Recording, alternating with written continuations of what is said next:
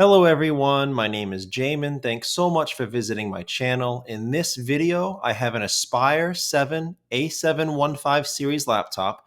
I'm going to show you how to get inside, access your Wi-Fi card.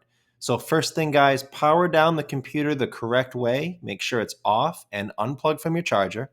We're then going to flip it over to access our bottom case screws.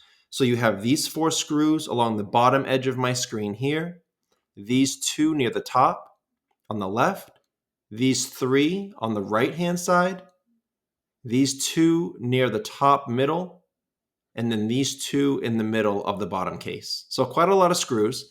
After removing those screws, we're going to take a small, flat, preferably plastic pry tool and go across the seam of the bottom case and pry it up from the rest of the computer. I say plastic pry tool because in this situation, metal's going to scratch your case a lot more than plastic will. So I tend to go with a hard plastic pry tool like a guitar pick. But you're going to start on one end, work your way down the side. Don't put the pry tool too far in. You could damage some internal components. Just keep it right on the edge and be firm but slow. If you get stuck somewhere, leave it, go to the other side, and go around in the other direction. So once you get your bottom case off, this is what you're looking at for the inside of your computer.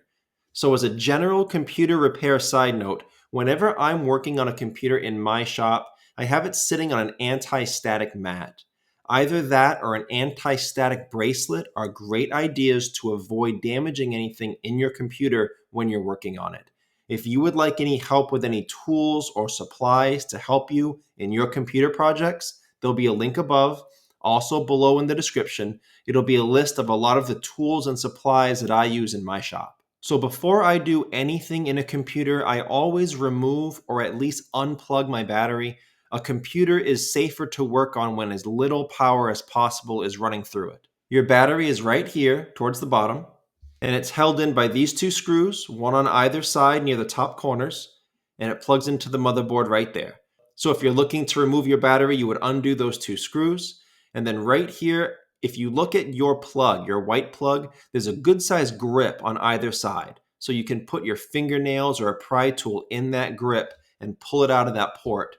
As with any cables in a computer, we want to try to avoid pulling on the wires themselves when at all possible. We could damage the plugs. So we always want to pull or manipulate the actual plugs themselves rather than pull on the wires.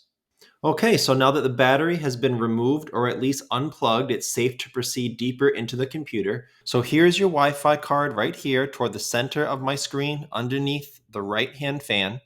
It's held down by a single screw right here in the middle. After you undo that screw, this Wi-Fi card will pull right out of the port right there.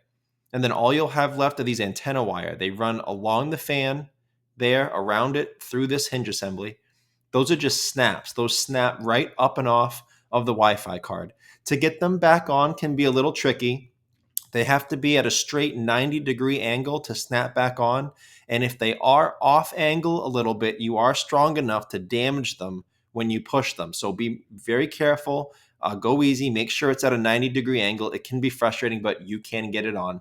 I will try to have the Wi-Fi specs below in the description if you're looking for your own replacement.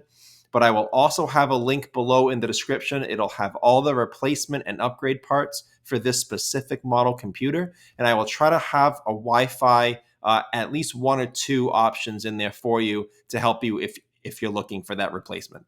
And I guess the last thing I can mention about this sort of Wi-Fi card replacement, if you're having Wi-Fi issues in your computer, if you're not being able to see the networks or sign into the networks, it could be something other than a Wi-Fi card. There'll be a video link below in the description. It'll be a tutorial in how to troubleshoot if your Wi-Fi is not working, because if you don't have to get in here and perform a physical repair, it could save you some time. But that's the video. That's how you get inside and access your Wi-Fi card in an Acer Aspire 7. Thanks again so much for watching. Please remember to like and share if this helped you out, if you think it can help someone else out. And feel free to subscribe if you enjoy DIY computer content like this, or if you just want to keep me on hand to answer any of your future computer questions. I do try to answer all questions throughout my channel at least a couple times a day. Also, feel free to check out the related links section below in the description. From time to time, I do try to add things in there that I think will help you with your general computer life, make it more productive, more enjoyable. So thanks again for watching, everyone. I look forward to seeing you on my next video.